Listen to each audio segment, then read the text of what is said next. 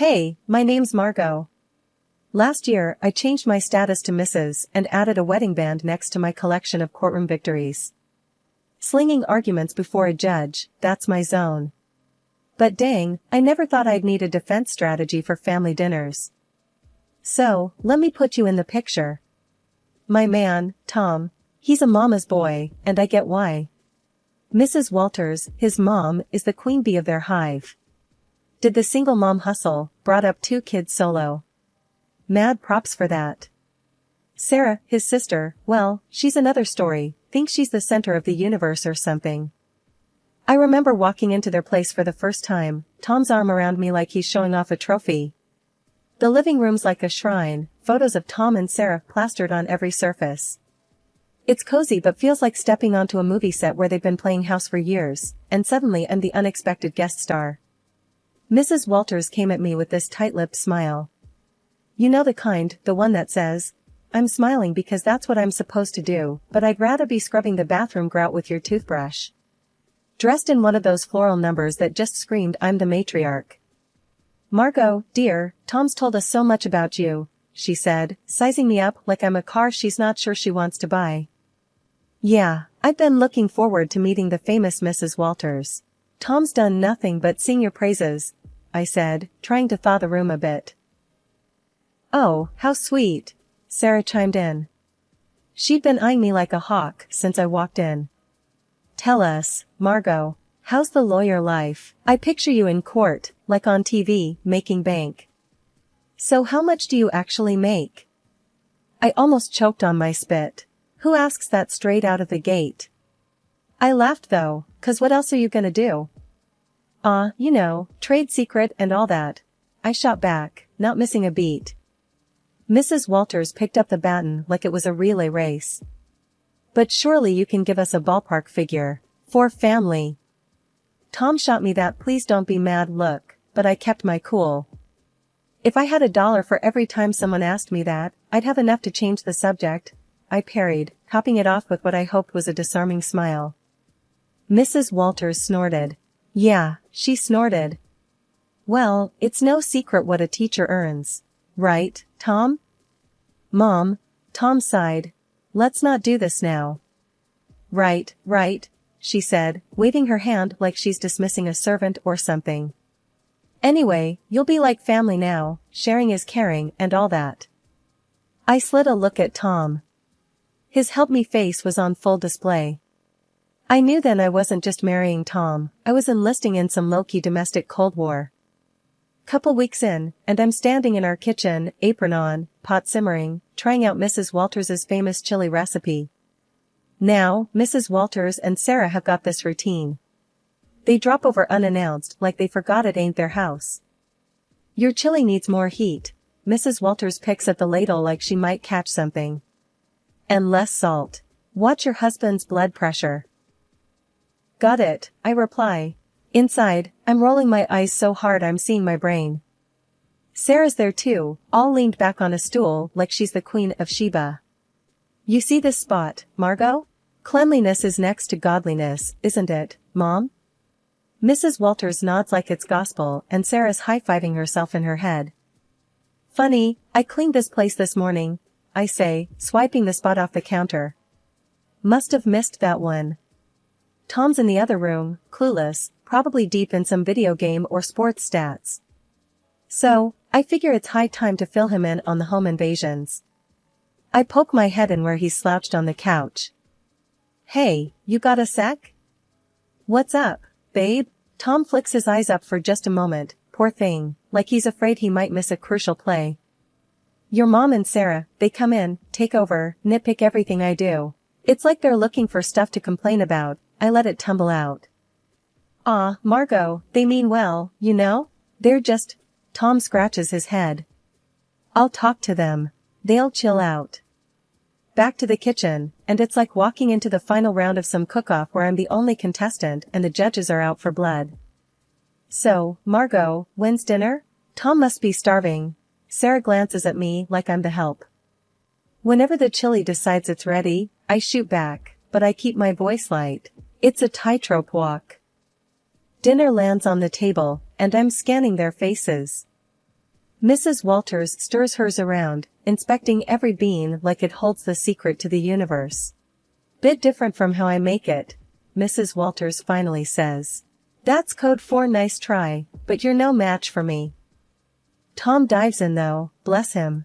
Babe, this is awesome. Right, Mom? Sakai, Sarah mutters, and Mrs. Walters just shrugs like she's agreeing with the worst food critic. After they leave, Tom's slapping his belly, saying it's all good. I'm watching the door shut behind them, feeling tiny, like I'm losing at some game I didn't sign up to play.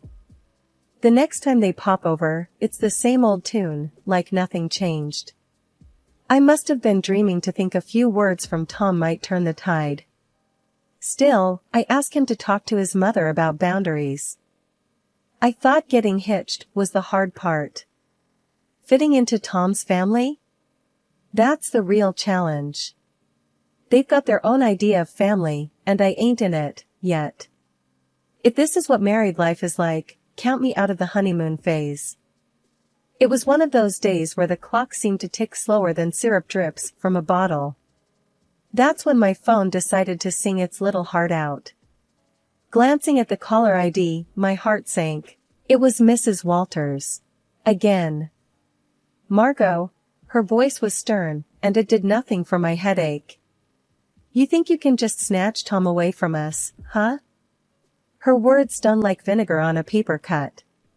I glanced over at Tom, hoping he'd at least flinch at his mother's tone. Nothing. He's glued to the TV screen, a statue with heartbeat. Mrs. Walters, it's not like that. We're just trying to set up some boundaries, I said, my voice squeezed thin. Boundaries? She fumed. That's just a fancy word for shutting us out. You can't do that to us, to me. He's my son. As I blinked back frustration, Tom still silent, looking like someone shrunk his spine in the wash. Listen, it's normal for married folks to want their own space. I tried to keep the edge out of my tone. Space? He's never needed space before you, came her sharp retort. Her voice was a buzzsaw and each word carved up my patience. That was when Tom decided to pipe up, but not to back me up. No. Mom, is everything okay? Margot's not, she's not being unreasonable, I guess, he said, but his voice was like wet cardboard. Tom, I just can't believe this. First, Sarah tells me Margot is making a fuss over our visits, and now this? Mrs. Walters sounded wounded, and boy did Tom jump on that note. Sarah said that? Tom turned to me, eyebrows raised as if I was the one creating trouble. Yeah, she did. And I think she's right. Family is family, Tom. You can't just turn your back on us. She pressed harder, knowing she was reeling him in. I saw my husband, a man I loved, deflate like a party balloon 2 days after the fun. The call ended with promises of another family meeting that felt more like a summit to discuss the terms of my surrender. After the call, it was as if nothing happened. Tom settled back on the couch, resuming his championship in channel surfing. Mrs. Walters resumed her drive-bys, each one a masterclass in thinly veiled jabs. And Sarah? Well, she might as well have been a puppet master the way she got Tom's ear whenever she pleased. When word got back to me that my husband's sister, Sarah, was running her mouth about me all over town, my blood boiled for a second. But I didn't let it get the best of me. I knew I had to handle this the right way. So, I waited for the right moment to deal with Sarah directly, and that moment came sooner than I thought. I found Sarah at the market on a Saturday morning, filling her basket with groceries. She didn't see me at first, but I walked right up to her, steady and strong. Sarah, I said. She looked up and rolled her eyes. What do you want, Margot? We need to talk. It's about the stories you've been spreading. She snorted loudly, a smirk spreading across her face. Stories? I don't know what you're talking about. The rumors, Sarah. About me. Emily's bossy, Emily's this and that. Cut it out. She laughed, tossing an apple up and down in her hand. And what are you going to do if I don't? You think you can boss me around? I kept my cool. Listen, spreading lies isn't just mean, it's slander. And I won't stand for it. Sarah laughed again, louder this time. You're gonna sue me? Get real, Margot. You ain't got the stomach for that. People's reputations are at stake. I'm serious, Sarah. Keep it up, and yes, I will take legal action if I need to. The arrogance just poured off her as she leaned in close. You're in way over your head. Little Miss City Lawyer gonna take me to court? This isn't a joke, Sarah. I'm giving you a chance to stop this nonsense before it gets serious. She shoved her face closer to mine, a challenge plain in her expression. Bring it on, Margot. Do your worst. With that, she spun on her heel, almost knocking over a display of canned beans, and left me standing there. Her laughter echoed through the aisle long after she was gone. I walked back home slower than usual, turning everything over in my mind.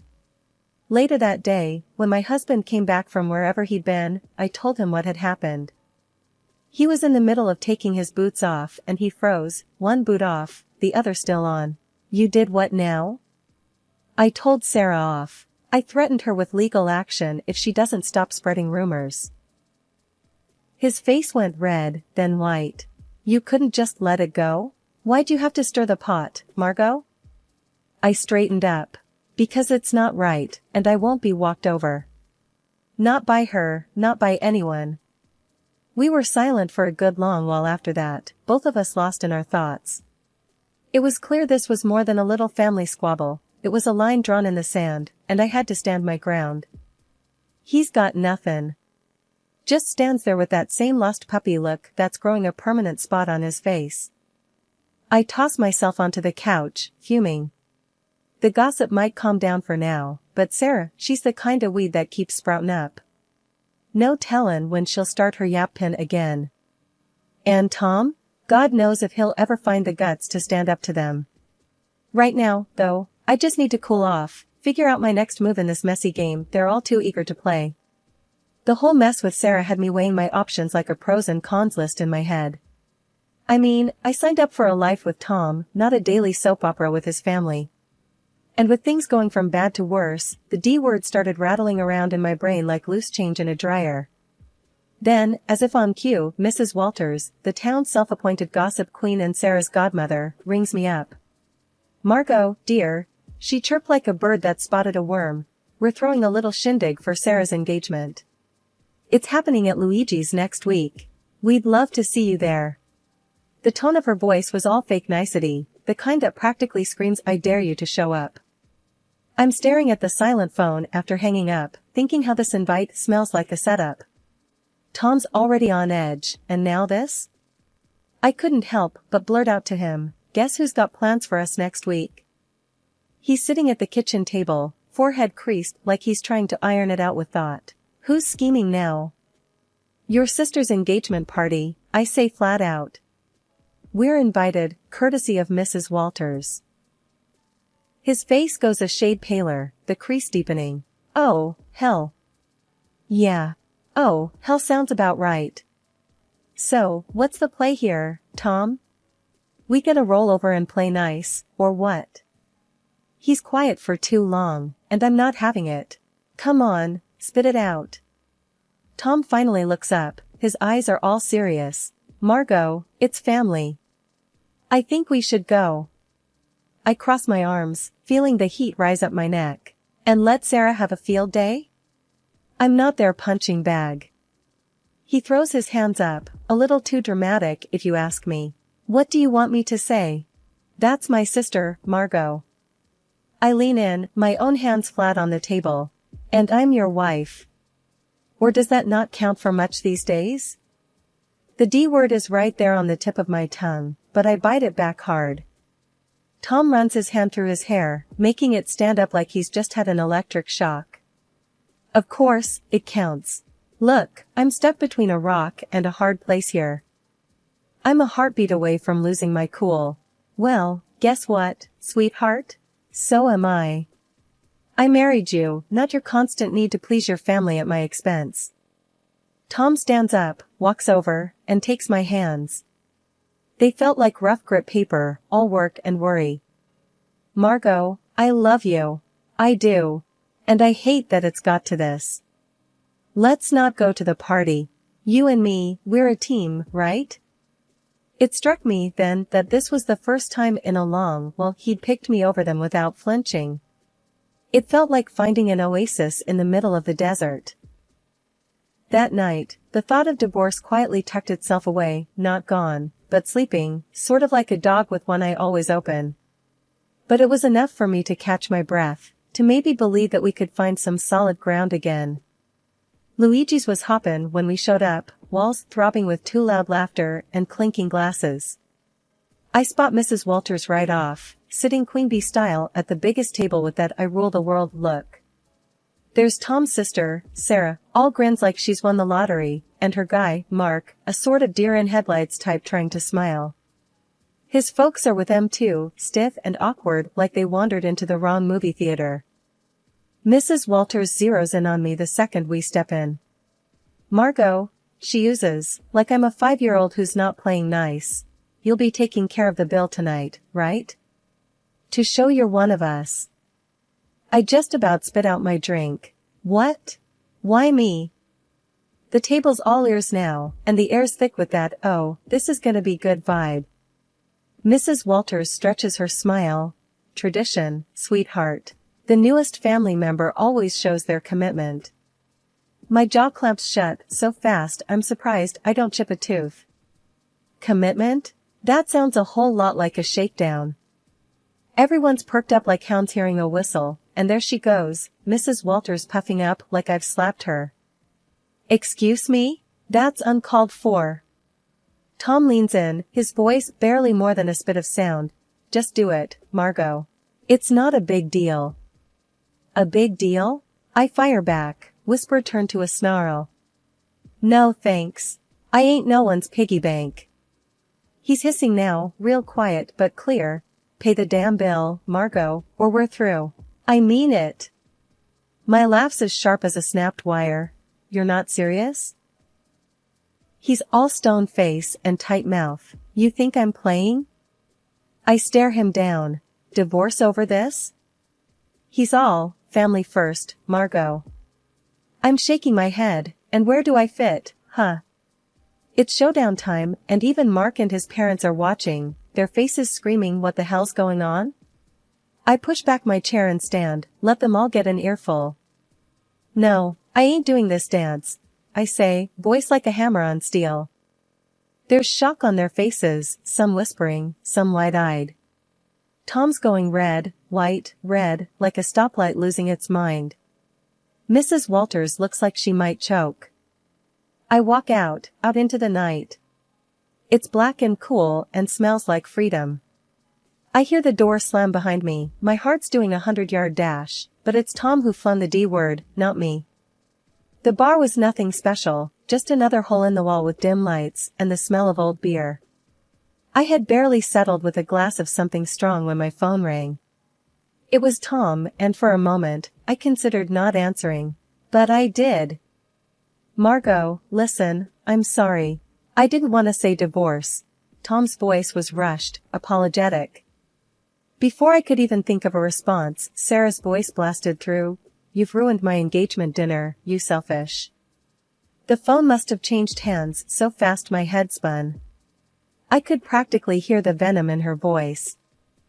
In the background, I heard Mrs. Walters, loud and clear. Why should I pay? He's your son, you pay the bill. I won't have my daughter married into a family that doesn't know how to treat. The chaos from Luigi's was spilling through the phone like a bad sitcom without a laugh track. People were arguing, and it seemed like nobody was keen on picking up the tab. I pushed away from the bar, my anger lending me a clear, calm voice. Sarah, chill out. Your mom's the one making a scene, not me. Hang up, Margot, Tom said, now a faint whisper behind his sister's ranting. No, she needs to. Sarah kept going, but I wasn't about to play this game. I ended the call. The screen showed a string of missed calls and texts that I swiped away. They were probably all about the same thing. Guilt, blame, the usual. I looked at the bartender. Another one, please.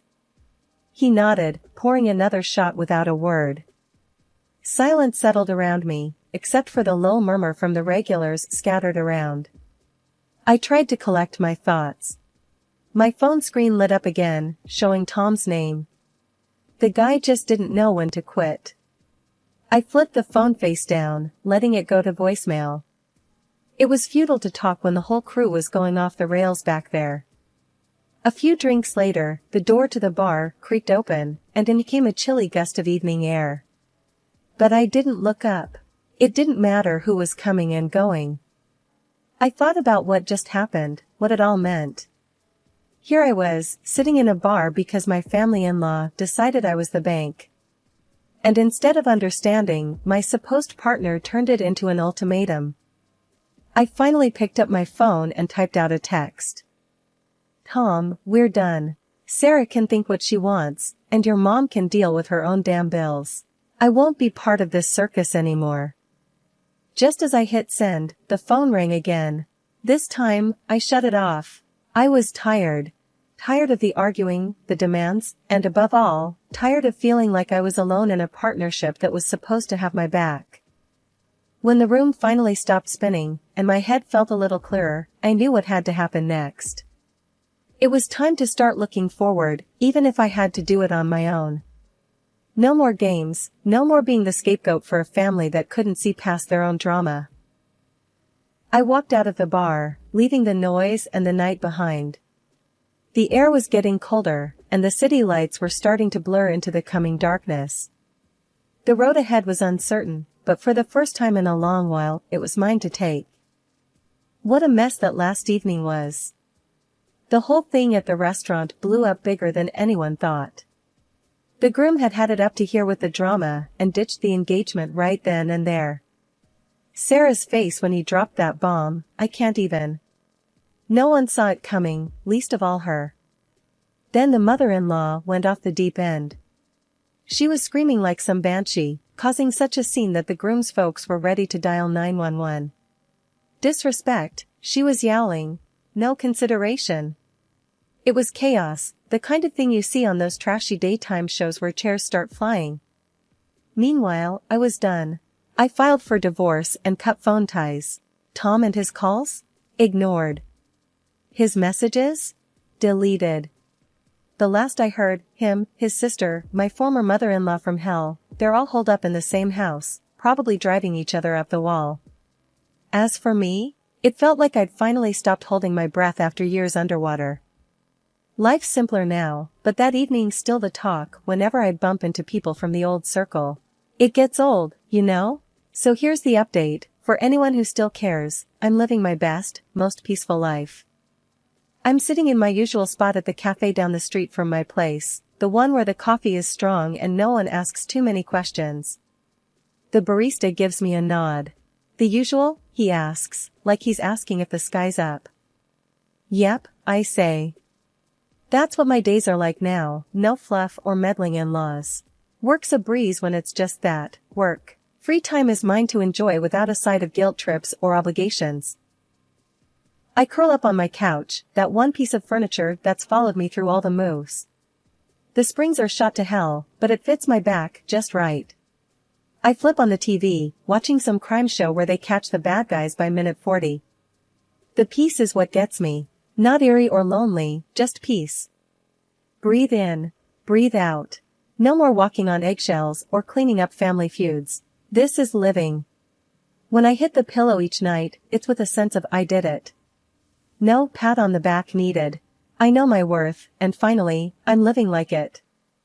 I'm eating my lunch when the phone dings. A message from a number I don't know. Probably Tom, using someone else's phone to reach out.